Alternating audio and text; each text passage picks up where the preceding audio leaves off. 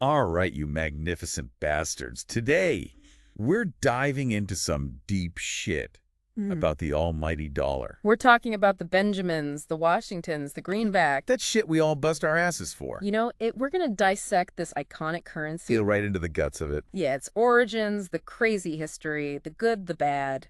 And maybe even some of the bullshit surrounding it. Oh, absolutely. Our source today. Good old Wikipedia. Wikipedia. The United States dollar page. Buckle up, Buttercup. It's going to be a wild ride. So we're talking about the U.S. dollar. Right.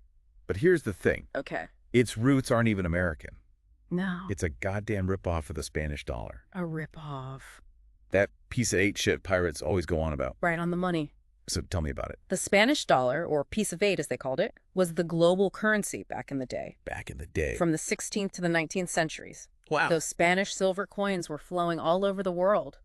The U.S., in their infinite wisdom, decided to just copy that shit. Fucking lazy, right? Yeah, pretty much. They pegged their shiny new dollar to the value of the Spanish silver dollar. So they just stole the idea. Basically, that's the Coinage Act of 1792 for ya. The Coinage Act. Yeah. So we started with a Spanish knockoff, Mm-hmm. made it official with this Coinage Act thingy. Right.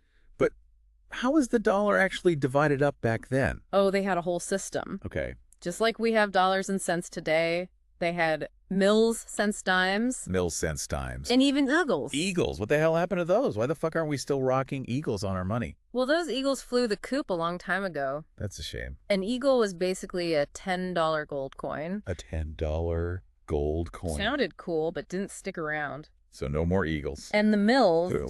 which are 1,000th of a dollar, also went extinct. Extinct. Damn. So what's left? Nowadays, only the dime and the cent are still kicking around. Interesting. You mentioned something about drunken sailors earlier. Oh, did- Don't tell me our early money system was as fucked up as a pirate after a 3-day bender. You're not far off. Remember the Spanish dollar, that piece of eight? It wasn't just a cool name. It was also how they divided the damn thing. 8 reales, Reale. which Americans in their infinite wisdom decided to call bits. Wait, so that old saying, shave and a haircut 2 bits? That shit's actually true. People were walking around counting their money in bits. Yep. Can you imagine trying to split a dollar bill into 8 equal pieces? Yeah. Thank fuck for the decimal system. Thank fuck indeed. So we dodged the bits bullet, but I'm still curious about those goddamn eagles. Give me the juicy details, expert man. What did those $10 birds look like? Picture this, a shiny gold coin with a majestic eagle on one side and probably some dead president on the other. It was basically the bling of the day. The bling of the day. But like all good things, they eventually disappeared. Damn shame. All right, let's get back to this whole dollar evolution thing. Spanish copies forgotten eagles bits. Yeah. Sounds like a recipe for disaster, right? What the hell happened next? The 19th century was a wild ride for the dollar, that's for sure. We had this crazy system called bimetallism. Bimetallism. Where the dollar was backed by both gold and silver. Imagine trying to keep those two unruly metals in check. It was a fucking nightmare. Trying to pay for your groceries with a handful of gold nuggets and some silver spoons. Exactly. It caused all sorts of economic headaches. Then came the crime of 73, where they dropped the silver standard and stuck with just gold. Let me tell you, that pissed off a lot of people. So we went from two-faced to gold-obsessed. Oh, That's quite a shift. But hey, gold is shiny, and everyone loves shiny shit. What's the problem with just sticking with gold? It seems pretty stable to me. Well, remember the Civil War? That's when shit really hit the fan. The government needed cash, and they needed it fast, so they started printing money like it was going out of style. Ah, yes, the brother against brother, let's tear this country apart era. Not exactly a walk in the park. What did that do to our beloved buck? They printed these new bills called greenbacks. Not backed by gold or silver, just the government's promise to pay up later. Classic inflationary tactic. Print money, win war, and hope the economy doesn't implode. So we traded shiny gold for empty promises. Sounds about right. But didn't they eventually stabilize things with the gold standard in the 20th century? They did, but the story doesn't end there. Remember Tricky Dick Nixon? That sly son of a bitch did something in 1971 that shook the world. He completely severed the dollar's link to gold. Hold up, no more gold. Did he replace it with something even shinier? Like platinum-plated promises or some shit? What the hell backs our money now? Brace yourself, it's based on trust. Trust in the goddamn government. You're having a laugh, right? I know it sounds crazy, but that's what a fiat currency is all about. The dollar's value isn't tied to any physical commodity anymore. It's just a piece of paper that we all agree has value because the government says so. So our entire financial system is built on a giant collective delusion.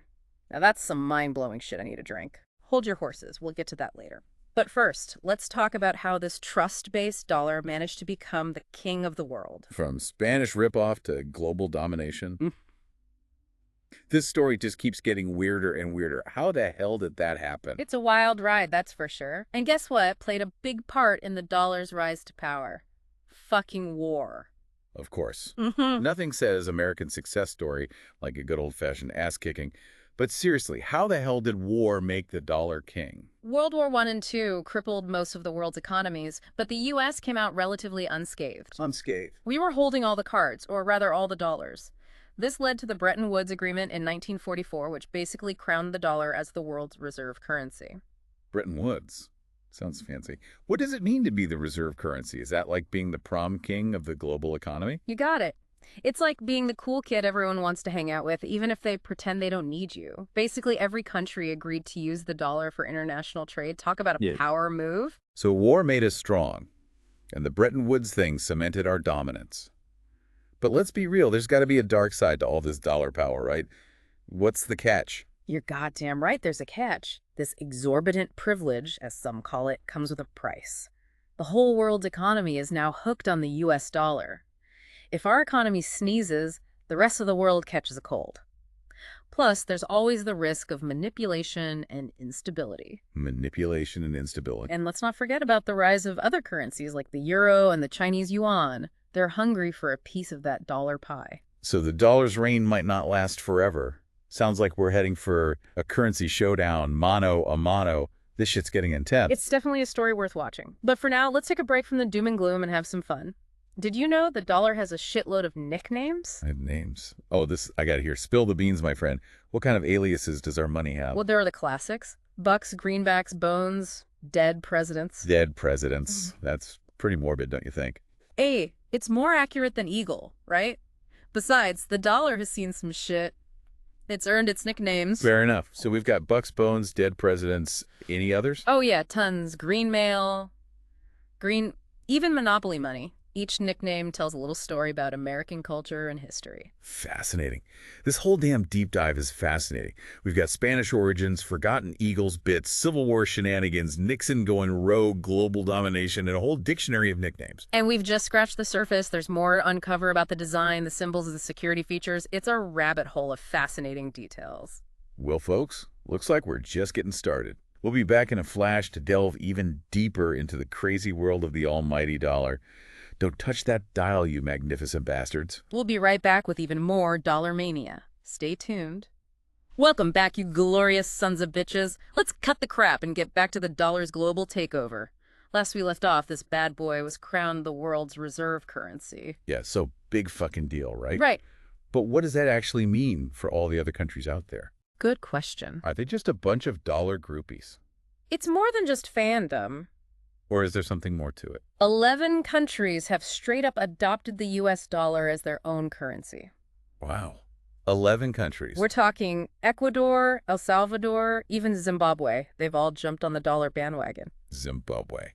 Those guys have balls of steel ditching their own currency for the greenback. But, hey, just when your own money's gone to shit, you got to do what you got to do. Exactly. And it's not just those 11. There's a whole bunch of other countries unofficially using the dollar alongside their own currency. Places like Cambodia, Argentina, hell, even parts of the Caribbean are hooked on the buck. So the dollar's like the hot chick at the party that everyone wants to dance with, even if they pretend they're too cool for her. Yeah, I guess you could say that. But let's get down to brass tacks. Who the hell actually makes this shit? Is there some secret society of dollar printing gnomes hidden in a vault somewhere? Not gnomes, but there is a kind of secret society. Ever heard of the Federal Reserve? The Fed. Yeah, those guys sound like a bunch of stuffy suits making decisions that screw us over. Am I right? Well, they do have a lot of power. Yeah, how much power are we talking here? They're the central bank of the U.S., created back in 1913 after a bunch of financial panics. Think of them as the puppet masters of the dollar. They control the money supply, set interest rates, all that economic voodoo. Economic voodoo. Sounds like my kind of party. But seriously, how do they control how much money is floating around out there? Do they have a giant printing press in their basement or something? It's a bit more complicated than that, but yeah, they basically create money out of thin air. They buy U.S. Treasury bonds from banks and credit the bank's account with new money. Poof! More dollars in circulation. So they can just magic up money whenever they feel like it. Doesn't that seem a little too easy? Like printing your own monopoly money? It's a powerful tool, and they have to be careful with it. Too much money printing leads to inflation. Remember those Civil War greenbacks? Not a good look. Not a good look. But if they don't print enough, the economy stagnates. It's a delicate balancing act, my friend. Sounds like a recipe for disaster. But let's get back to those physical dollar bills. Why the hell are they still green? It's like the most boring color choice ever. Well, back in the 1860s, they chose green ink because it was readily available and harder to counterfeit. Plus, some folks say green symbolizes growth and prosperity. Growth and prosperity. Sounds like a load of bullshit to me. Green just reminds me of envy nausea and that weird mold that grows in my shower. Charming. But hey, at least the newer bills have a bit more color to them, right? Makes it easier to tell a 20 from 100 when you're 3 sheets to the wind. Speaking of being drunk, what about all those nicknames for the different bills? I'm pretty sure I've used half of them trying to buy booze at 3 a.m. You mean like Washingtons for ones, Jacksons for 20s, Benjamins for hundreds? Yeah, those are the classics. But I prefer Sawbucks for 10s, Fins for 5s, and Bones for any denomination when I'm feeling particularly badass. Badass. You sound more like a wannabe gangster from a 1940s movie. Hey, a guy can dream, can't he? But seriously, these nicknames are a trip. It's like each bill has its own personality, its own street cred. It's all part of the dollar's legacy, man. Not just money. It's a symbol, a story, a reflection of American history and culture. Deep, man, deep. But let's not get too philosophical here. We're talking about money, the root of all evil, the fuel for our capitalist dreams. So let's get back to business. What about all those countries that peg their currency to the dollar? Isn't that some risky shit? It can be. It means they're tying their fate to the U.S. economy for better or worse. You've got places like the Bahamas, Barbados, Belize, all those B countries seem to love the buck. Maybe they're just big fans of Breaking Bad. But seriously, what happens if the U.S. economy takes a nosedive? Do those pegged currencies go down with the ship? It's definitely a possibility. It all depends on how intertwined their economies are with ours. But hey, there's always a risk when you're playing the currency game. Speaking of risks, what about all this talk about the dollar losing its global dominance? Are we going to be stuck paying for our beers with Chinese yuan someday? The rise of the yuan is something to keep an eye on. China's economy is growing like a motherfucker, and they're pushing hard to make the yuan a major player on the world stage. So the dollar's reign might be coming to an end. Damn, that's kind of a bummer. Not necessarily. The dollar's been through a lot. Wars, depressions, crazy-ass presidents. It's a resilient son of a bitch. Resilient son of a bitch. But the world is changing, and the dollar will have to adapt to stay on top. Adapt or die, huh? Sounds like a line straight out of a Schwarzenegger movie. Don't get any ideas. But you're right, the dollar's future is uncertain. It's a topic that economists, politicians, and everyday folks like us will be debating for years to come. So are we economic experts now? Never thought I'd be having a deep conversation about the fate of the dollar. But hey, this is the deep dive after all. Exactly. And that's what makes this whole thing so fascinating. The dollar affects us all, whether we realize it or not. It's the lifeblood of our economy, the fuel for our dreams, the source of both our anxieties and aspirations. Damn, that was deep. I need another beer. But before we drown ourselves in booze, what about some of those weird quirks of the dollar? I heard there used to be a $3 coin. What the fuck is that about? Yeah, a $3 coin and a 20-cent piece. Don't ask me why, because I have no fucking clue. A $3 coin. But that's the beauty of the dollar. It's full of surprises. From Spanish knockoffs to global domination, this currency's seen some shit. It's a story that keeps on giving. And we're just the humble storytellers laying it all out there, one irreverent, expletive-laden podcast at a time. Damn right. To all you magnificent bastards out there, stay curious, stay informed, and keep your wallets full of those almighty bucks. All right, you beautiful degenerates, we're back for the final round of our dollar deep dive. Final round? You make it sound like a prize fight. It is a prize fight. All right, I like where your head's at. Yeah, man. Let's wrap this shit up with a bang. A bang? You want fireworks? How about some mind-blowing trivia instead? All right, lay it on me. Did you know the design of the dollar bill is fucking loaded with symbolism? Symbolism. Get the fuck out of here. We're talking pyramids, eyeballs, Latin mottos. Sounds like some Illuminati conspiracy theory bullshit. It's like some goddamn secret code waiting to be cracked. So what are you saying? Hold your horses, no lizard people here. Just some interesting symbolism. All right, so tell me. Take the Great Seal on the back of the dollar bill. You see that unfinished pyramid with the all-seeing eye at the top? Yeah.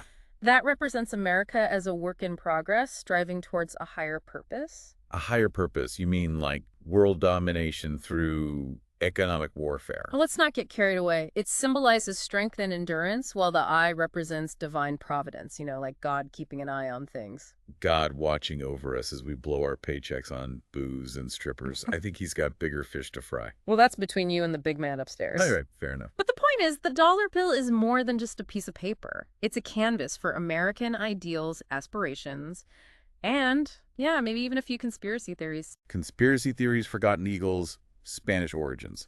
This dollar is more mysterious than I thought. For sure.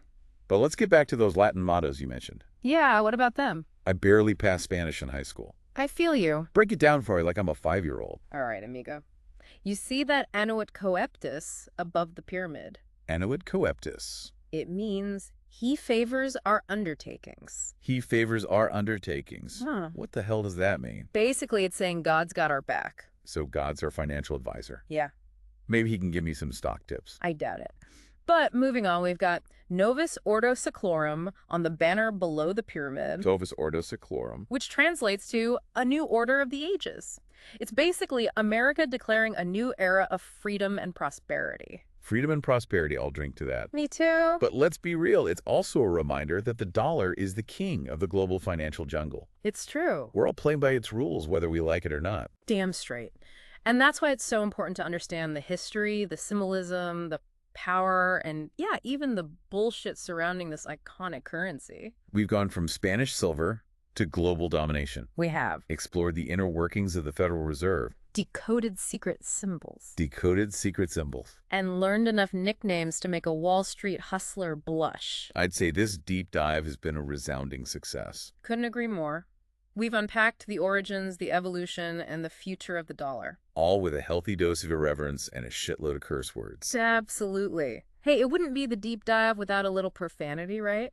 But on a serious note, I think we've given our listeners a lot to think about. They might even start seeing those dollar bills in their wallets a little differently. Because knowledge is power. Even when it comes to those dirty little greenbacks. Well, folks, that about wraps up our deep dive into the wild world of the U.S. dollar. Hope you enjoyed the ride. We hope you learned some shit, laughed your asses off, and maybe even gained a newfound respect for that piece of paper with dead presidents on it. You know what? And remember, the next time you're holding a dollar bill, take a closer look at those pyramids, those eyeballs, those Latin mottos. You might be surprised at what you discover. Until next time, you magnificent bastards, stay curious, stay informed, and keep on spending those hard-earned bucks. We're out.